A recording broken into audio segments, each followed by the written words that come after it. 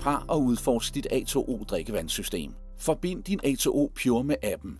Klik på Tilføj enhed. Sørg for at godkende alle tilladelser.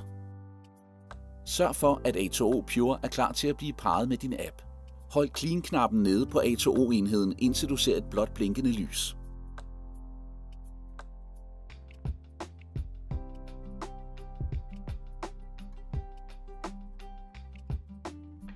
Gå tilbage til appen og klik på Tilføj. Indtast din Wi-Fi-adgangskode og klik derefter på Næste. A2O Pure og appen danner nu par. Klik på Udført.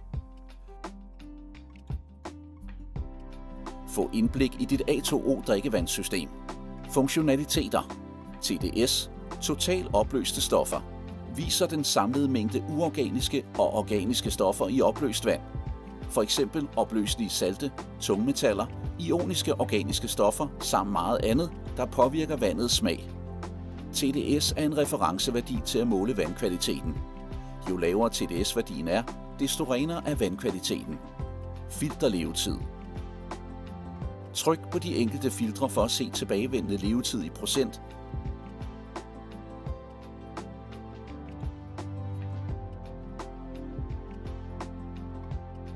Statistik over vandforbrug.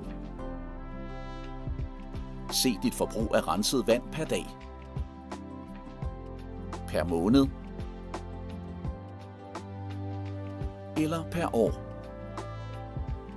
Clean.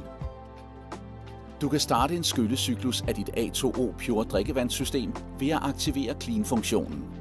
Din A2O Pure vil skylle i ca. 30 sekunder. Det er muligt selv at indstille en passende rengøringscyklus.